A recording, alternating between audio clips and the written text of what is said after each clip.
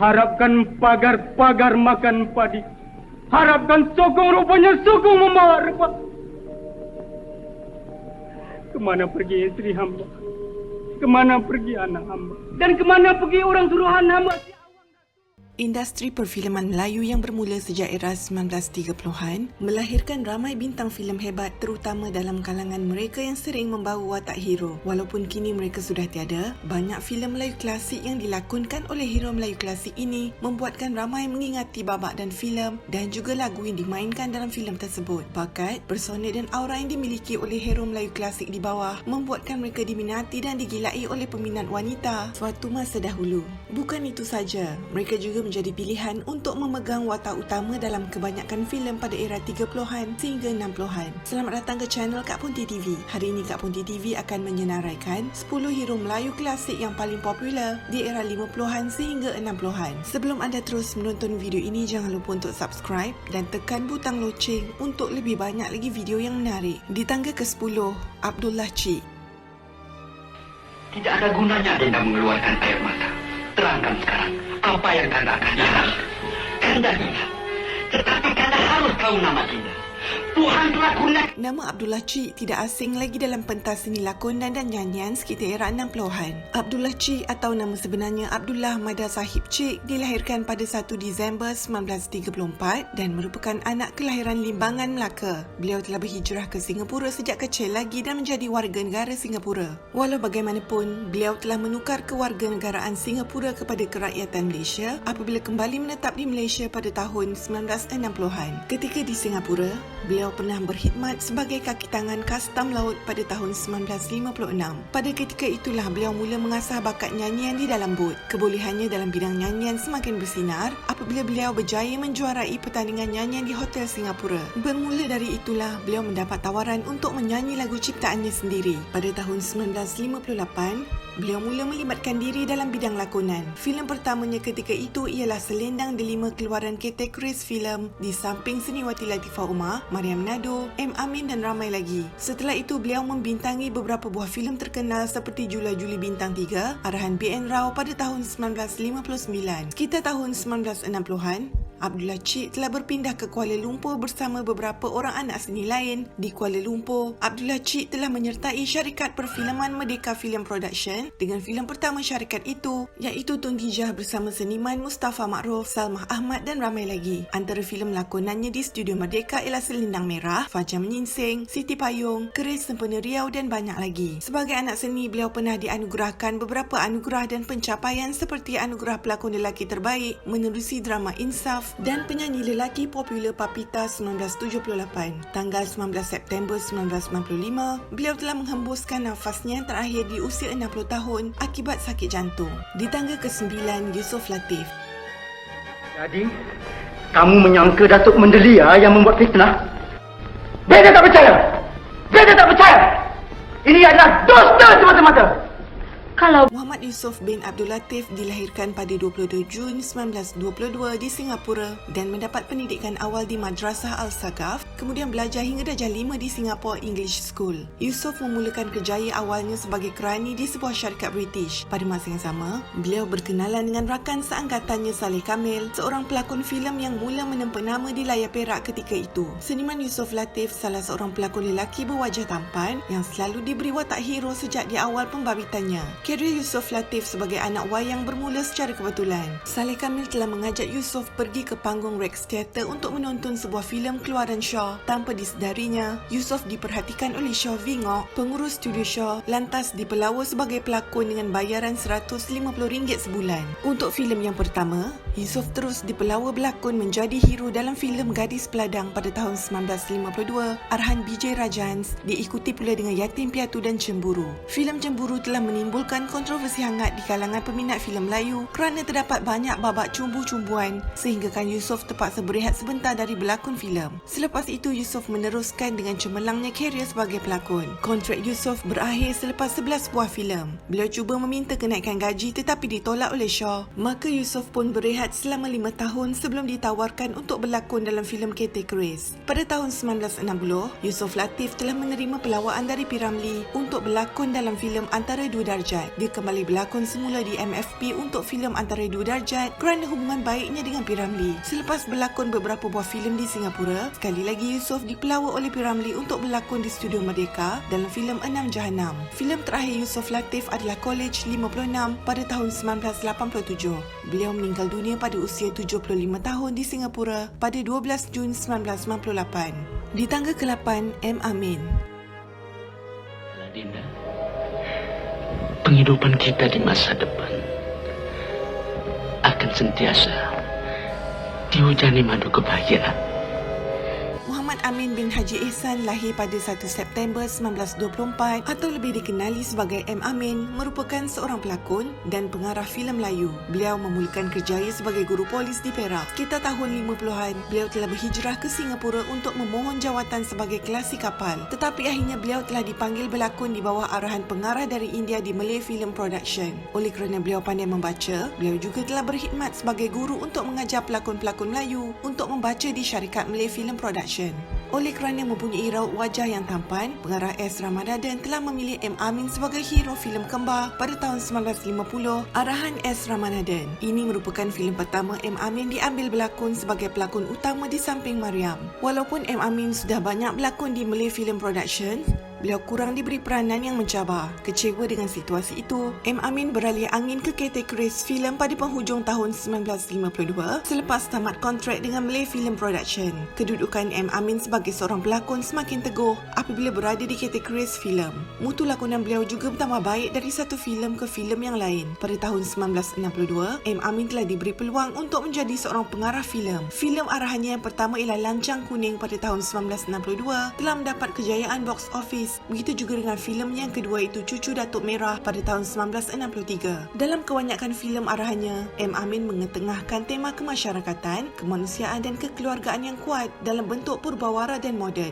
Pengalaman luas dalam bidang perfilman dicurahkan dalam setiap filem arahannya. Bakat dan kebijaksanaan M. Amin sebagai pelakon dan pengarah menyebabkan beliau menjadi antara hero filem klasik Malaya yang popular suatu ketika dahulu. Beliau menghembuskan nafas terakhir pada subuh 8 Januari 2003 ketika berusia 78 tahun di Kuala Lumpur. Di tangga ke-7, S. Romaino. Tempat ini memanglah benar kami filmkan. Tetapi segala kejadian yang berlaku di tempat itu bukanlah sungguh-sungguh benar. Jadi, jika sekiranya tuan-tuan dan puan-puan pergi ke tempat-tempat yang kami tunjukkan dalam filem ini, janganlah pula mengharap bahawa dapat melihat segala kejadian yang beragam itu seperti yang terdapat dalam filem kami. Datuk Haji S. Romaino dilahirkan sebagai Muhammad Toib bin Saleh pada 22 Februari 1923 dan merupakan seorang mekanik, gerila, kerani, penulis, pelakon dan pengarah yang berasal dari Kampung Tengah Temeloh Pahang. Dikenali sebagai generasi pertama hero filem Melayu yang bermula pada era 1940-an, malah ketika hayatnya, Allahyarham pernah muncul dalam lebih 80 filem cereka dan berpuluh-puluh drama televisyen sehinggakan beliau sendiri sukar untuk mengingati judulnya. Memulakan kerjaya dalam bidang perfilman iaitu filem Cinta pada tahun 1984, beliau pernah bekerjasama dengan Ho Ahlok dalam penubuhan produksi Cathay Chris. Disebabkan itu, beliau telah dihalang untuk berlakon selama 3 tahun apabila Shaw Brothers berjaya mendapat perintah mahkamah menghalangnya muncul sebagai seorang pelakon. Perkara ini disebabkan tindakan beliau menubuhkan Cathay Chris. Setelah industri perfilman Melayu di Singapura menampakkan kemerosotan, Jin Samsudin telah mempelawa beliau membintangi filem arahan pertamanya di Studio Merdeka iaitu filem Bukan Salah Ibu Mengandung yang turut menampilkan P. Ramlee, Umi Kalsum, Sarimah, Sharifah Hanim dan Ed Osmera. Sejak itu beliau dan isterinya Umi Kalsum kerap membintangi filem-filem arahan Jin Samsudin. Filem beliau menumpukan perhatian dalam lakonan untuk drama di kaca televisyen. Selain itu, beliau pernah menerima anugerah dalam kerjanya iaitu pelakon pembantu lelaki terbaik di Festival Filem Malaysia ke-5. Beliau telah membintangi sebanyak 34 filem dalam tahun 1948 sehingga 1989. S. Romaino mendirikan mendirikan rumah tangga bersama seniwati siput Sarawak yang dikenalinya semasa berlakon dalam filem Cinta dan dikurniakan cahaya mata yang dinamakan Isnaini atau lebih dikenali sebagai Anita Sarawak. Namun, perkahwinan mereka berakhir dengan penceraian. Pada tahun 1956, beliau berkenalan pula dengan seniwati Umi Kalsum semasa berkhidmat di studio Ketek Grace sehingga membawa kepada perkahwinan mereka dan dikurniakan 6 cahaya mata termasuk Norku Malasari. Pada 16 Mac 1996, bersamaan 25 Syawal 1416 Hijrah, beliau meninggal dunia di usia 73 tahun di Hospital Mekah, Arab Saudi akibat penyakit paru-paru berair ketika beliau sedang menunaikan umrah sempena musim perayaan Hari Raya Aidilfitri bersama isterinya seniwati Umi Kalsum. Di tangga ke-6, Aziz Jaafar. Di mana Raja Muda bersembunyi? Kau ikut dia daripada istana, bukan? Baik kau cakap. Aku perlu jumpa dengan Raja Muda. Aku tak tahu siapa Raja Muda. Kau jangan cakap bohong. Kau satu orang mana boleh tinggal dalam hutan ni? Cakap lekas. Dilahirkan pada 10 November 1935, beliau merupakan seorang pelakon, pengarah filem dan penyanyi. Beliau telah membintangi sebanyak 52 filem pada tahun 1957 hingga 1998. Antara filem pertama yang dilakonkan beliau ialah Hantu Jerangkung dan Putera Bertopeng. Filem terakhir yang dilakonkan ialah Raja Melewa pada tahun 1998. Ibarat lagu dan irama tidak dapat dipisahkan, pada tahun 1957, pengarah KM Basker telah membuka ruang kepada beliau untuk berlakon di dalam filem Hantu Jerangkung. Inilah detik permulaan beliau melangkah ke dunia perfilman. Aziz Jaafar memiliki kelebihan kerana beliau boleh menyanyikan sendiri lagu-lagu di dalam filem yang beliau lakonkan, sama seperti P. Ramlee. Apabila beliau berlakon di dalam filem keduanya iaitu Doktor pada tahun 1958, nama beliau melonjak naik dan terus menyelah di dalam filem-filem keluaran Malay Film Productions. Antara filem yang berjaya mengangkat nama Aziz Jaafar ialah Batu Belah Batu Petangkup, Sumpah Wanita, Lela Manja dan beberapa lagi filem lain. Setelah berkecimpung selama 40 tahun di dalam bidang seni, pada tanggal 23 Jun 2005, seniman Aziz Jaafar telah menghembuskan nafasnya yang terakhir di usia 70 tahun di Hospital Assumpta Petaling Jaya. Jenazah beliau disemadikan di Tanah Perkuburan Islam Bukit Kiara. Di tempat kelima, Mustafa Ma'ruf. Sungguh murni rumah hutan, suci bersih-bersih tidak bernoda. Kalau hati tidak imam, jatuh kasih-kasih sampai tergoda. Datuk Mustafa Ma'ruf lahir pada 1 Januari 1935 di Kuala Lumpur. Beliau memulakan kerjaya seninya pada tahun 1951 dan pernah berlakon lebih 50 buah filem dan beratus-ratus drama televisyen sama ada di Malaysia dan Singapura. Beliau juga lebih aktif bekerja di sebalik tabir sebagai produser drama dan iklan komersial serta video korporat menerusi Warner Motion Pictures. Beliau mendapat pelajaran di Malay College Kuala Kangsar dan selepas kematian bapanya pada tahun 1947, beliau terpaksa berhenti sekolah dan terus pulang ke kampung di Mambau Negeri Sembilan. Beliau mula berlakon pada tahun 1952 di studio Rimau Film Productions menerusi filem Bunga Percintaan yang diarahkan oleh L. Krishnan. Ketika itu usianya baru saja mencecah 17 tahun. Dengan mata yang menggoda, hidung mancung terletak, senyuman yang mempersona dan gerak gaya menawan hati ramai gadis, tidak hairanlah beliau sering diberi ruang menjadi hero filem, khususnya bagi watak putera raja dan pembesar istana suatu masa dahulu. Filem Bawang Putih Bawang Merah ternyata menyelahkan ketampanan beliau dengan membawa watak putera raja yang berburu di hutan lalu terjumpa gadis bernama Bawang Merah yang cantik untuk dijadikan isteri. Filem lain yang dibintangi beliau antaranya Radin Mas, Sumpah Pontianak, Sultan Mahmud Mangkat di Julang dan banyak lagi. Datuk Mustafa Ma'ruf juga digambarkan sebagai suami yang penyayang dan setia dengan arwah isterinya iaitu Allahyarhamah Seniwati Ros Yatimah. Setelah 20 tahun mengulit bahagia berumah tangga, Allahyarhamah Ros Yatimah meninggal dunia di usia 44 tahun pada 14 Disember 1987 kerana barah payudara. Semenjak itu beliau membesarkan anak-anak sendirian tanpa isteri di sisi. Beliau menolak untuk berkahwin lagi kerana masih terkenangkan arwah isterinya sehinggalah akhir hayatnya. Datuk Mustafa Ma'ruf meninggal dunia di Wad Unit Rawatan Rapi Hospital Angkatan Tentera Tuanku Mizan Wang Semaju pada 15 Disember 2014 jam 8.38 pagi di usia 79 tahun kerana kesukaran untuk bernafas. Di tangga keempat, Ahmad Mahmud. Adilkah Sultan yang menjatuhkan hukum bunuh dengan tidak cukup usul periksa? Cepat! Ya maklum. Saya menyalahkan Sultan yang menghukum Tuah. Tuah yang selama ini telah mencurahkan segenap jiwa seluruh tubuhnya berbakti kepada Sultan. Sepatutnya dia mesti menimbang dengan adil, menyiasat dengan teliti. Karena tuduhan itu boleh jadi difitnahkan oleh orang yang dengkikan kepada Tuah. Tapi sekarang hukuman sudah dijalankan. Tangan Sultan yang menyencang bahu Sultan yang menerima balasannya. Jangan Jebat.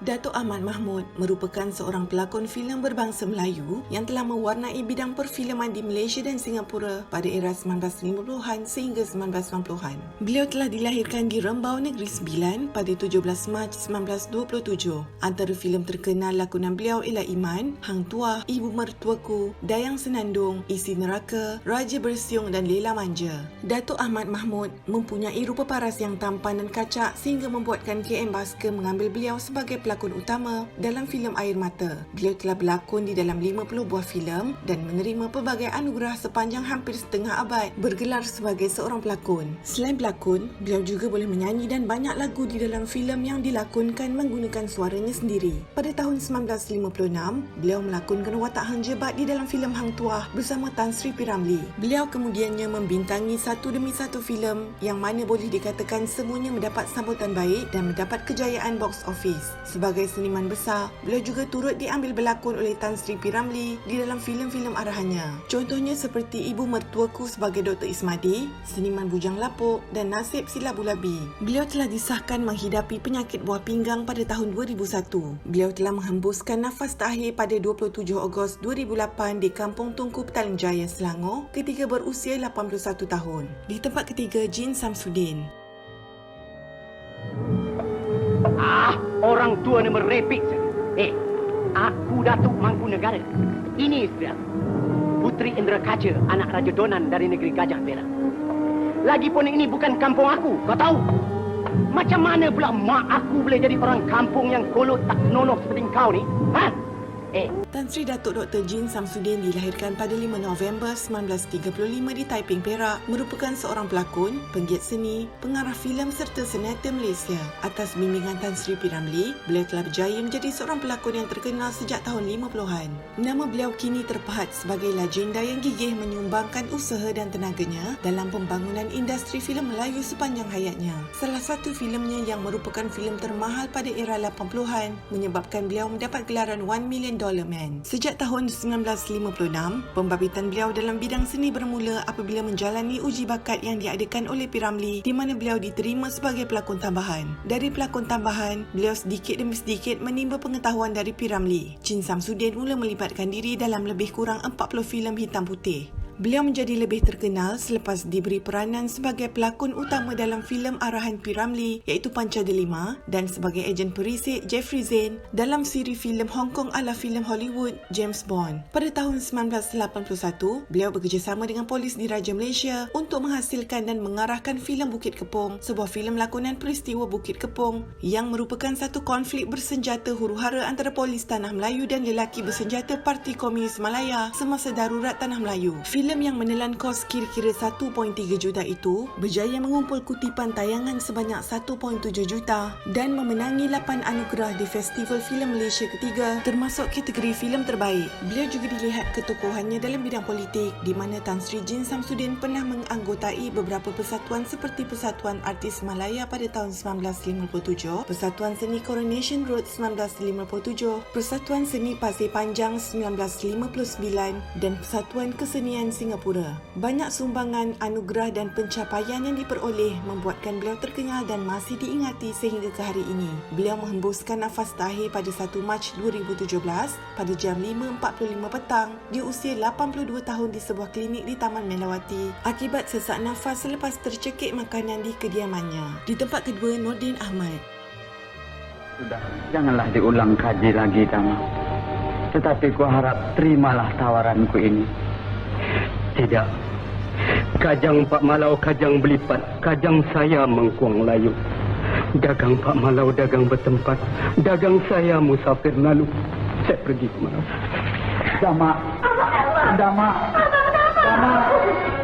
Nordin Ahmad dilahirkan pada 4 Ogos 1929 di Kampung Kota Permatang Pasir Seberang Perai, Pulau Pinang. Beliau merupakan seorang pelakon filem Melayu Malaysia terulung pada era 50-an dan juga 60-an. Pelibatan beliau bermula apabila beliau bekerja sebagai kerani di Pangkalan Tentera Udara Diraja British di Seletar, Singapura pada tahun 1951 dan tidak menyimpan hasrat berlakon sehingga melihat iklan mencari pelakon-pelakon baru di Utusan Melayu. Atas dorongan rakan-rakan, beliau menerima jemputan uji bakat bersama Malay Film Productions tetapi gagal. Pengarah S. Ramanathan yang mengujinya berpendapat Nordin Ahmad tidak mampu berlakon. Nordin menerima tawaran bekerja sebagai buruh kasar di studio MFP dengan harapan dapat menjadi pelakon satu hari kelak. Beliau muncul di beberapa filem termasuk Rayuan Sukma dan Juwita sebagai pelakon tambahan tanpa dialog. Pengarah Haji Mahadi mengambil Nordin menjadi pelakon utama filem Permata di Perlimbahan berganding dengan Maria Menado, tetapi filem itu tidak laris. Akibatnya, nama dan kerjaya Nordin Ahmad mula merudum dan terumbang-ambing dan beliau terpaksa menjadi pelakon tambahan semula,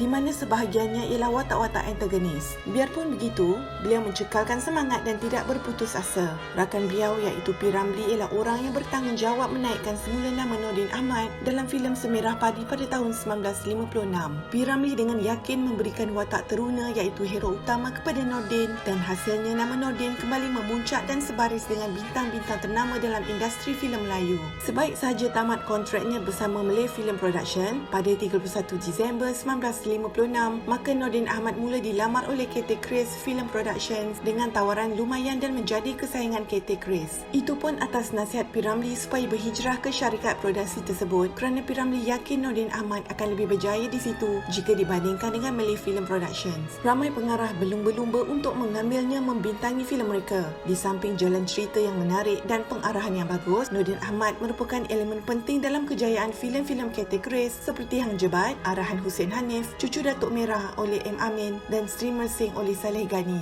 Namun yang pasti, setiap kali menyebut nama Nordin Ahmad, peminat akan terus teringat adegan-adegan dan dialog-dialog klasik dalam filem-filem Melayu sepanjang zaman lakonan beliau. Beliau menghembuskan nafas terakhir di Hospital Besar Singapura pada 15 Jun 1971 ketika berusia 41 tahun kerana mengidap demam kuning. Di tempat pertama, P. Ramlee. Wahai Ran, mengapakah kau diciptakan Allah menjadi manusia? Kan lebih baik kau menjadi haiwan. Astaghfirullahaladzim. Astagfirullahaladzim. Tan Sri Dato' Ahmad Dr. Teku Zakaria Teku Nyak Putih atau lebih dikenali sebagai P. Ramlee merupakan seorang penyanyi, pelakon, pengarah, pemuzik dan penulis lagu Malaysia. Beliau dilahirkan pada 22 Mac 1929 bersamaan 1 Syawal 1347 iaitu selepas khutbah selesai pada pagi Hari Raya Aidilfitri di Pulau Pinang. Beliau dianugerahkan Seniman Agung Negara kerana jasanya amat besar dalam industri filem dan muzik. Kerjaya lakonannya bermula di Singapura pada tahun 1948 semasa di puncak kerjayanya sehingga berhijrah ke Malaysia pada tahun 1964 sehinggalah kematiannya. Beliau dikenang sebagai ikon terkemuka dalam industri hiburan Malaysia. Kemasyhuran beliau juga berkembang sehingga rantau Asia Tenggara termasuk Brunei, Indonesia serta Hong Kong dan Jepun. Filem pertama lakonan P. Ramlee adalah Cinta pada tahun 1948. Beliau memegang peranan sebagai penjahat dan juga penyanyi latar. Kejayaannya terus berkembang dan telah berjaya berlakon dalam 27 buah filem antara tahun 1948 sehingga 1955. Pada tahun 1957, P. Ramlee mengarahkan filem komedi pertamanya iaitu Bujang Lapuk dan beliau berlakon bersama S. Samsudin dan Aziz Sattar yang masih popular dalam kalangan peminat sehingga hari ini. Sepanjang berada di Singapura, beliau sempat mengarahkan 16 buah filem dan selepas kembali ke Kuala Lumpur pada 16 April 1964, beliau menghasilkan 18 buah filem bermula dengan Si Tora Harimau Jadian sehingga yang terakhir iaitu Laksmana Doremi pada tahun 1972. Selain mengarah dan berlakon, P. Ramlee juga telah mengubah dan mencipta lebih daripada 250 buah lagu. Dikenali dengan gaya muzik yang versatile, beliau membawakan pelbagai genre termasuk jazz dan joget. Lagu dan lirik terakhirnya adalah Air Mata di Kuala Lumpur pada tahun 1973 sebelum beliau menghembuskan nafas terakhirnya. Tan Sri P. Ramlee telah kembali ke rahmatullah pada pagi Selasa 29 Mei 1973 ketika berusia 44 tahun akibat sakit jantung semasa mahu tiba di Hospital Kuala Lumpur.